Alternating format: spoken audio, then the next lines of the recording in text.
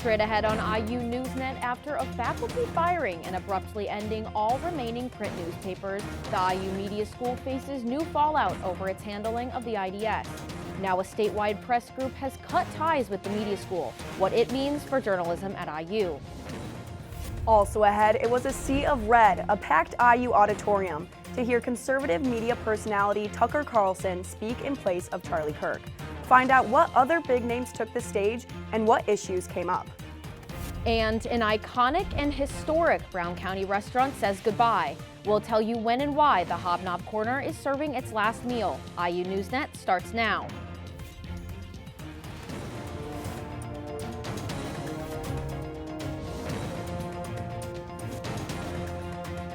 Welcome to IU NewsNet. I'm Lacie Carr. And I'm Ashley Voss. The journalism program at Indiana University is in crisis mode. A major student journalism organization is cutting ties with IU over recent decisions affecting the Indiana Daily Student newspaper. This comes after the media school fired student advisor Jim Rodenbush last week, igniting censorship allegations. Then the IU chancellor halted all remaining printed copies of the IDS. Emma Gladstone is in studio with the new developments. Emma? The group cutting ties to the media school is the Indiana High School Press Association, which helps IU attract the best and brightest future journalism students. Also this week, the media school dean announced plans for a task force to review the independence and finances of the IDS. All this comes amid backlash from faculty, alumni, and free press groups calling for answers after a cascade of damaging events. The Indiana High School Press Association helps recruit some of the brightest future journalists and supports IU's Summer High School Journalism Institute. It makes them more likely to attend HSJI, to check out IU and the media school as a possible place.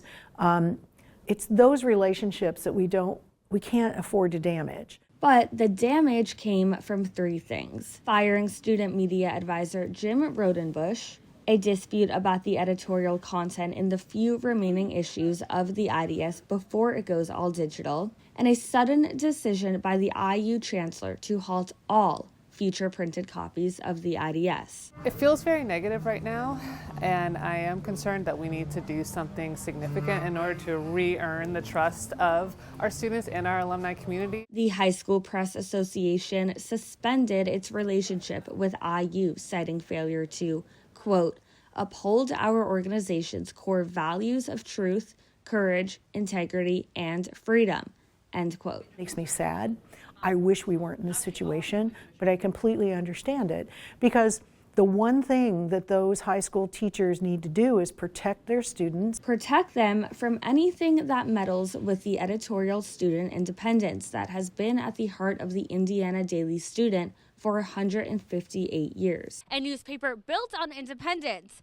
Now with their print edition being halted and their independence being tested, faculty and students are doing everything they can to mend the situation. Journalism faculty, past and present, free press organizations, and more than 300 current and former IDS staff sent IU administration letters condemning the actions and calling for transparency. That was eye-opening for me, and I appreciated hearing that so many people around the country and even around the world really care what's going on in Franklin Hall, and in a weird way that's kind of inspiring. To address the fallout, the dean announced a new task force to review the IDS's independence and financial sustainability. But many faculty say waiting until spring for results won't fix the problem now. While all of the things play out that we can't control, we think the one thing we can do is contact people we already had existing relationships with, try to reassure them that we're doing everything we can as a faculty, that we stand behind our students, we stand behind free speech.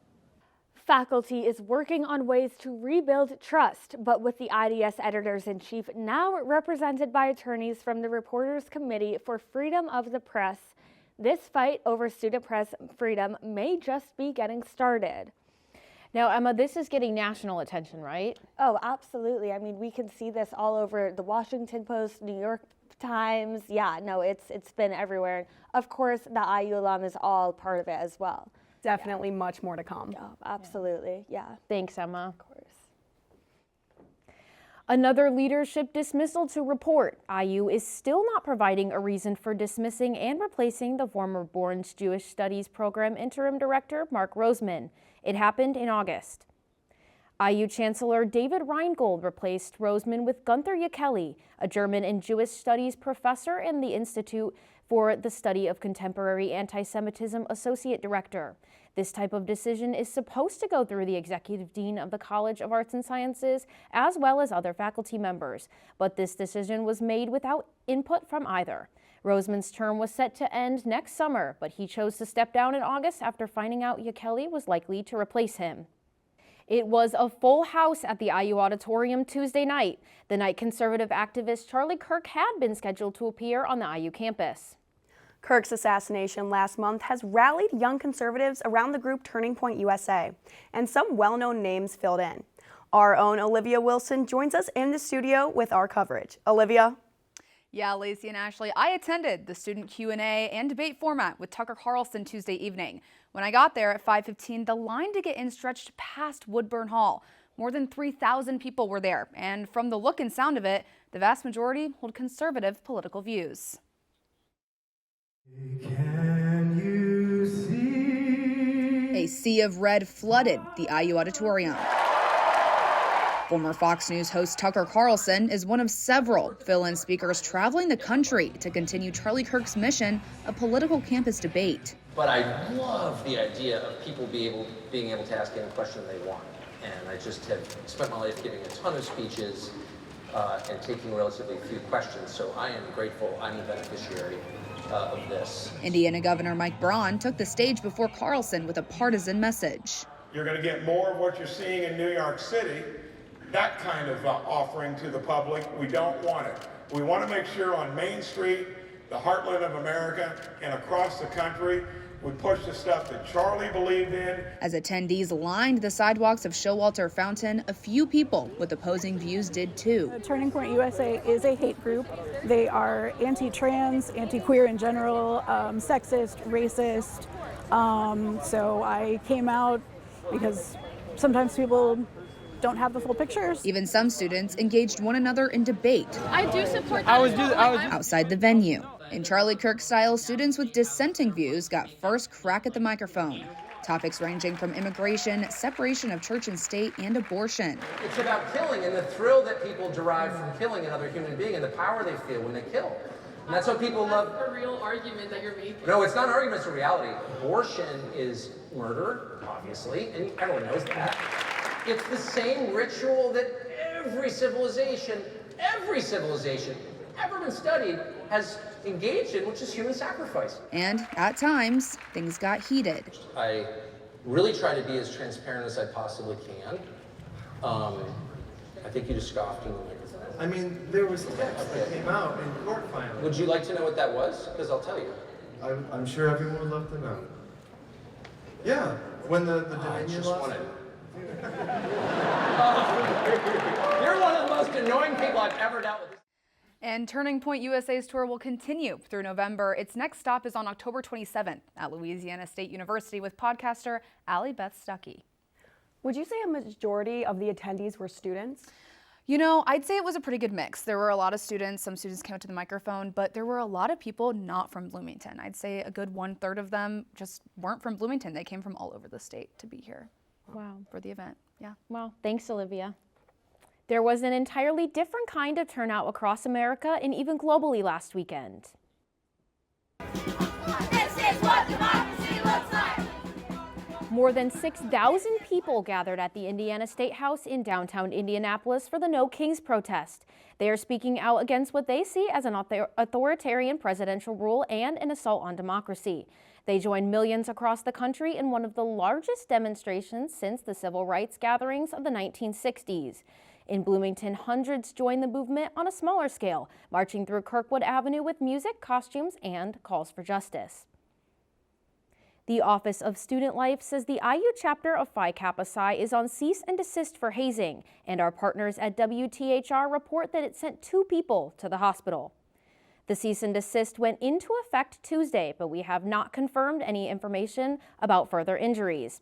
That means this fraternity is suspended until further notice from all organization activities. It is also under criminal investigation. The fraternity was put on cease and desist 10 years ago following reports of hazing and drug use, and the house was vacated for 2 years until 2017. A car hit 2 IU sorority members this weekend at the intersection of Eagleson Avenue and 17th Street. Police say the driver, who is also an IU student, remained at the scene and cooperated with officers. The 2 students were treated at the hospital and one is reportedly still there. It's a problem intersection for walkers and drivers with a stop sign on Eagleson, but nothing to stop cars on 17th. A member of the victim sorority has a petition to install a stop sign on 17th Street. To learn more, visit change.org and search Improve Safety at the 17th and Eagleson crosswalk. This week also brought one new report of sexual assault on campus. The IU PD crime log listed the sexual assault report on Friday, October 17th.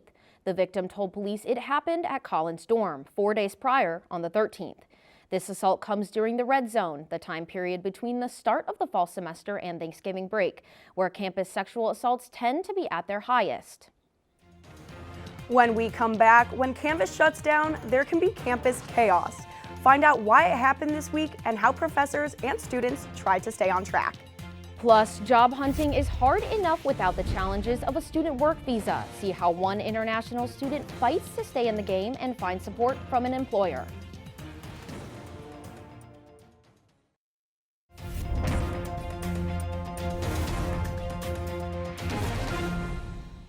The week started with a monumental inconvenience for people all over the world. Monday brought a global internet outage.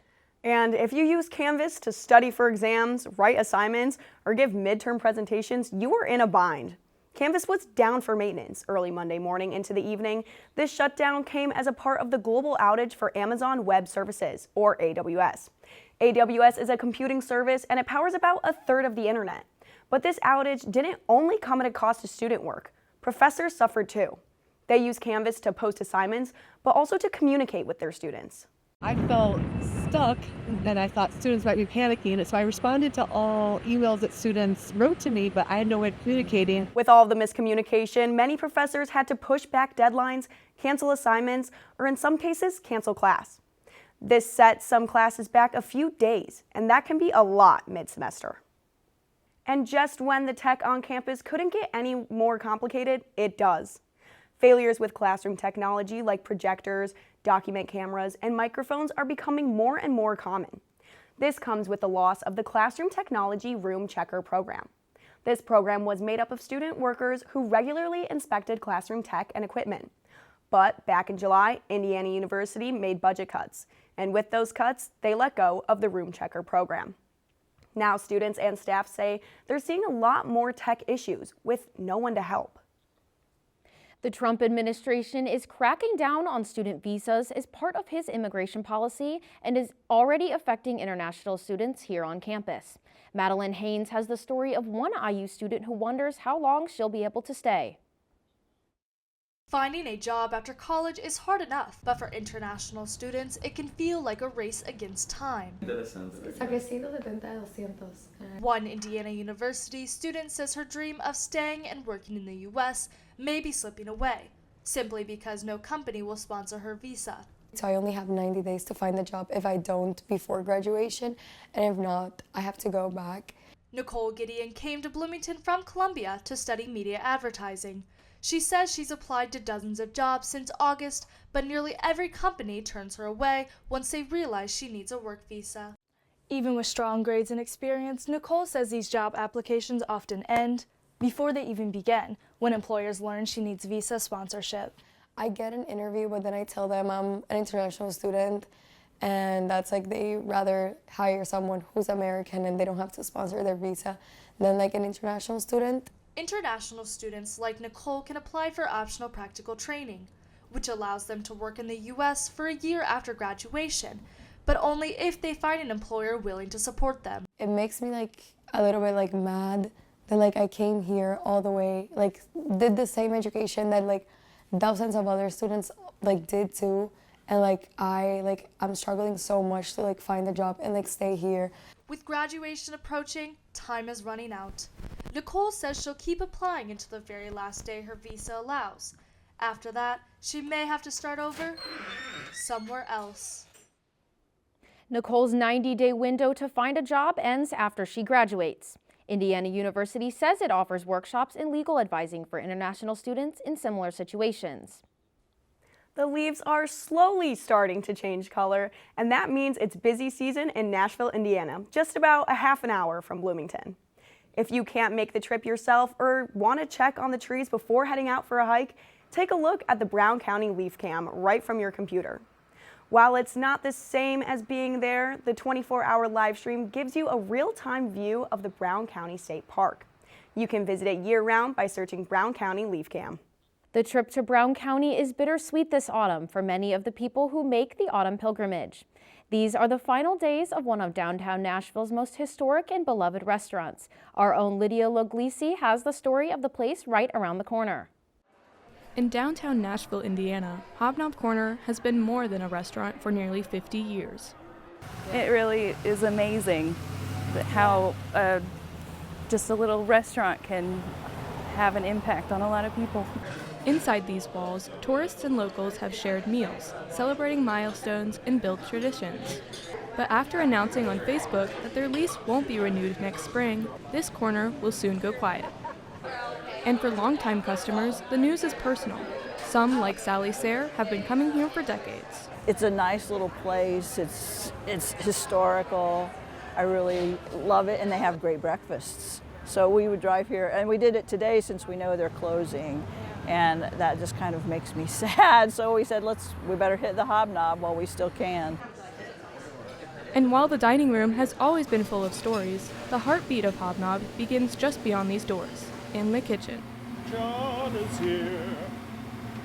For Eric Cole, who returned 18 years ago to help run his family's restaurant, Hobnob has never been just about the food.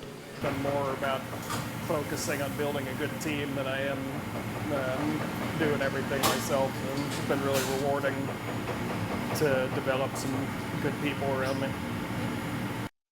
That sense of community stretches far beyond the staff. On Facebook, where they announced their closing, they received thousands of comments with photos and memories from the community and from people who were just visiting. While photos and memories endure, Hobnob Corner will serve its final plates after the October crowds start to thin out. But what remains is the legacy of what it meant to this town. I just want people to remember the Hobnob as a wonderful place to visit your loved ones and family and friends. And no matter where that is, it's the community that you build. Hobnob's lease will end on Sunday, November 2nd. Bird's Nest Cafe will move in to carry the corner forward in a new way. Turning to weather, Lacie, I feel like I need to apologize to our viewers for my weather report last week. I might have said that the rain would not interfere with the game. However, there was in fact a rain delay. Hopefully our Riley Stark here in the studio can give us a little bit of a better forecast for this week's game. Riley. Thank you, Ashley. And don't stress too much. It was still a great game, and it was only there at the end that we got a little bit of rain on us, but the Hoosiers still won. So that was great. Now let's look at the temperatures right now across Indiana. You'll see over in Terre Haute, the high of 58. That's the highest across central Indiana. 55 down here in Bloomington. Overall, just great fall weather that we have been talking about for weeks that just has not come yet. But now finally in late October, we are seeing that. Moving on into tonight, that sun will set and temperatures will start to drop as we get further into the evening. You'll see 45 degrees at 9 p.m., 41 at midnight, and then dropping into the high 30s by 3 a.m., 38 degrees down here. Now that will warrant a frost advisory. We'll get more to that in a bit, but let's talk about what everyone wants to hear, the weather for Saturday's big game. Your number 2 Hoosiers are taking on UCLA at home with a noon kickoff time. It'll be 52 by that point, 57 at halftime, and then right around 3:30 when that game wraps up and the Hoosiers hopefully take home that win, you're looking at about 58 degrees. It should be pretty warm still with the sun coming down, but there is still a chance of some clouds peeking through. So just maybe bring a jacket, keep an eye on that weather if you're planning on heading out to the game. And moving on, let's talk again about that frost advisory, all those weather patterns that we were seeing this week will continue into next week. The heavy winds from Monday will continue into tomorrow morning and tomorrow afternoon. The cooler temperatures, mid-50s highs, those will continue into next week as well. And that frost advisory might come tomorrow morning. If you're a morning person, I am not, but if you are, maybe keep an eye out on that. Now looking into the weather for next week, high of 57 tomorrow morning. Again, like we talked about for Saturday, high of 58. High of 60 on Sunday, and then some of those similar temperatures that we saw this week. Moving forward into next week, there is a chance of some showers heading into the later parts of next week, but we will catch you up on that next Thursday. Lacie, Ashley, back to you guys. Thanks, Riley. The Indiana weather certainly made for an eventful homecoming game. It began with sunshine and 80 degrees, then brought a rain delay before the second half. But excitement over the undefeated Hoosiers made homecoming the party of the semester. Our own Zach Dickstein brings us the vibe. It's safe to say that IU football has been on a tear this year. Having beaten Oregon just a week ago, hopes were high that the Hoosiers could continue their undefeated streak. I actually come from a Purdue family, so coming here and being like number 2 is a great feeling, and I get to brag to my parents about it. The team and the coaching has impressed me to the point where a national championship is certainly not outside the realm of possibility. Homecoming in Bloomington is always a time for celebration. However, this year, Hoosiers had a bit more than just the game to pump them up. The first classes at IU began exactly 200 years ago in 1825, and now, all these years later, the university has scored the title for the largest network of living alumni in the nation. This news comes alongside IU football scoring their highest ranking in program history, so today, everyone has something to be excited about. Hoosiers by a million! By a million! Surpassing the previous record holder, Penn State, IU's alumni network is currently over 800,000 people strong. I'm not surprised. It seems like everywhere we go, we run into Indiana alumni all over the place, this country and others.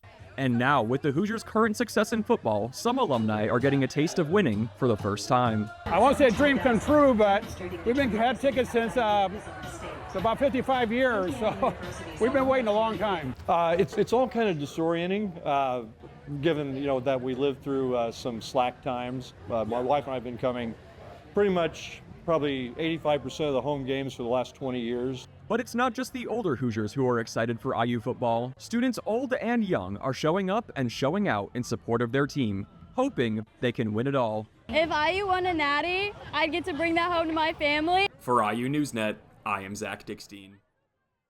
The undefeated IU Hoosiers prepare for UCLA this weekend, and Coach Sig signs a massive new contract to keep him here a long time. And it's soon to be a basketball state of mind. How Indiana fraternities and now sororities are in a league of their own. Stay with us.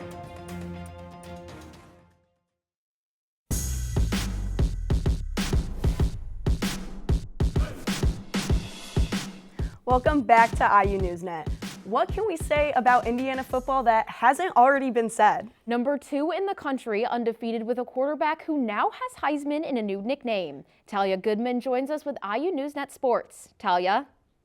True, the biggest story of the week comes from IU football yet again. Yes, they are ranked second in the nation after Ohio State, but it's not just that or their win against Michigan State making news. It's the coach, who now has 93 million reasons to stay put. Curt Cignetti is here to stay. I couldn't be more proud to be a Hoosier, and I plan on retiring as a Hoosier. And the way that this state has embraced us and our success in football has meant more to me than anything else. Indiana has announced a new 8-year contract with the star head coach who's taken the Hoosiers to new heights. Go IU! Go IU! Go IU! Go IU!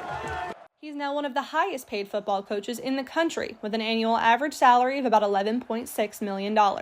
And IU fans are excited. He doesn't want to leave. Indiana's his home, and that's a place he wants to stay. So yeah, I'm excited to see what he can do. One of the most significant parts of his contract, a buyout of $15 million. Cignetti says he doesn't plan on going anywhere. Last year, Cignetti led the Hoosiers to an 11-2 record and a college football playoff appearance. Well, this year it's more of the same. The Hoosiers are currently undefeated. They have the #2 ranking in the AP poll, and they're on pace to host a college football playoff game. I'm so happy he's going to stay here for a while. I'm just sad that he can't stay for longer, honestly. Bloomington is the place to be for college football now, something fans and students never thought they'd experience. And Cignetti is the person who took them there. IU takes on UCLA here at home Saturday. The 3-4 Bruins are 13th in the Big Ten, but all eyes are on IU as our quarterback's performance puts him in the Heisman contender category. Fernando Mendoza was nearly flawless this past Saturday, completing 24 of 28 passes for 332 yards and 4 touchdowns, ending in a 38-13 win over Michigan State. Hopeful fans are even referring to him as Heisman Mendoza. Yeah, I did hear on the field, and first of all, I want to give a shout out to the student section sticking through the rain and the towel waving, the shirtless towel waving. I want to give a shout out to them because that was fantastic to see them. All the players in the sideline were hyped about it. It got myself juiced, got the offense juiced, got the team juiced. The IU-UCLA game gets underway at noon and is, of course, another sellout. And this week, IU football will be hosting the big noon kickoff pregame show, broadcasted nationally with the game on Fox Sports. IU men's basketball had their first exhibition this weekend, and it was a dominant 107-46 victory for the Hoosiers. The men's basketball team has a new head coach at the helm and a new look. For the first time in a long time, this team can shoot the ball. They were 15 of 30 from the perimeter, with 4 Hoosiers knocking down at least 2 3-pointers. Tucker DeVries, the son of head coach Darren DeVries, led the team in scoring with 23 points on 5 of 7 shooting from beyond the arc. The Hoosiers have one more exhibition before the season starts against Baylor at Gainbridge Fieldhouse in Indy next Sunday. The regular NCAA basketball season kicks off next week for both men's and women's teams across the country. But at IU, a different kind of basketball competition has already begun. As Riley Stark tells us, it's a Greek thing. In 49 states, it's just basketball. But in Indiana, it's a way of life. The saying reigns true for all Hoosiers, including Greek life. The Greek Basketball Association, or GBA, started at IU in 2022 and has since grown to include fraternities at more than 30 major NCAA schools. But what they didn't have was a women's league. I came up with the idea saying, I don't understand why we don't have one for girls. So I did a little bit of research, found out who was running it at the time at IU, and reached out to them to see if it was something that they would be interested in. And they basically said that if I could put it all together, that they would endorse it, and so it turned out pretty well. Pretty well is just one way to put it, considering that less than a year ago today, the WGBA was founded, and today they're playing inside the historical Assembly Hall. When they're not inside Assembly, WGBA games are held at fraternity houses, where the brothers help set up, ref, and even coach their games. I think it is such a fun opportunity. I mean, basically every single chapter is involved in WGBA, and I think girls are always just looking for more ways to get involved in sports because I think everyone misses that team aspect from high school. And other schools are already following suit, with Purdue University starting their WGBA league this year.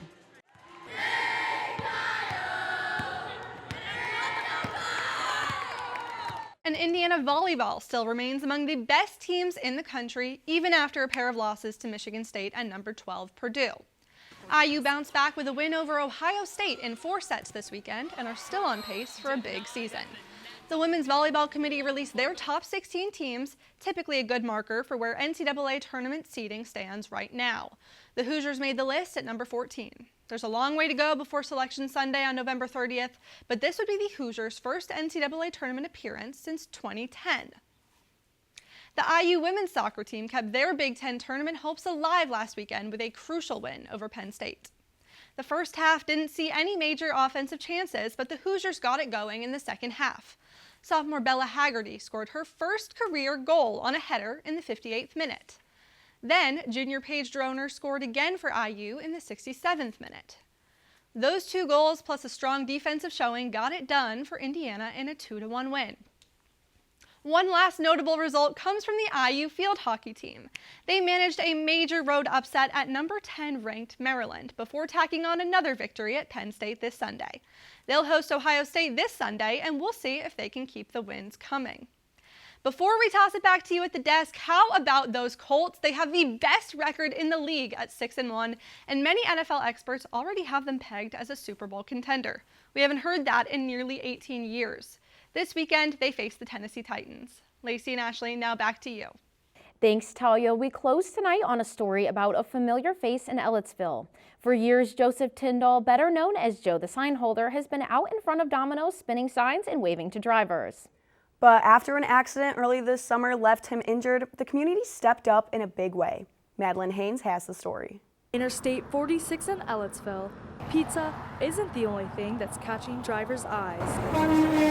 Out front of Domino's, many in the community know him as Joe the Sign Holder. For several years, Joseph Tyndall has worked at Domino's, becoming a familiar face in town for spinning his signs, rain or shine. I love this job, and I've been working hard and staying busy. But on July 3rd, everything changed. A driver drove up on this curb and hit this mailbox, and the debris went flying into Joseph. And it was a limestone rock flew and hit my leg. He was treated for serious cuts and left with several stitches. But when the community learned he was hurt, friends he never knew he had stepped forward. The community and Domino's held a fundraiser for Joseph. They raised thousands of dollars to help cover his recovery and to support Stonebell, a nonprofit serving people with disabilities. Joseph thinks he had a heavenly assist as well. Thankful, and I know my dad is. I know he's in heaven with God. Some internet trolls question Joe's injuries and even Domino's intentions in hiring him in the first place. Facebook warriors and trying to cast judgment on Domino's as a company and organization, sticking Joe outside. But if the community would come together and see Joe and interact with Joe, they would see how much Joe standing out there holding that all-you-can-eat $10 sign brings joy to him. Joy and purpose. Joseph is healed and back to work, reminding Ellettsville of the power of rallying behind one of their own, one spin at a time. For IU NewsNet, I'm Madeline Haynes. What a beautiful story about the community coming together to help him out. But now we're going to spin it around now and say goodbye. We have a behind-the-scenes student production team in the control room and working in the studio for this broadcast. We thank them and we thank you for watching. I'm Ashley Voss. And I'm Lacie Carr. Be sure to follow us on Facebook and Instagram at IU NewsNet and on the IU Media School YouTube channel. Take care, and we will see you back next week.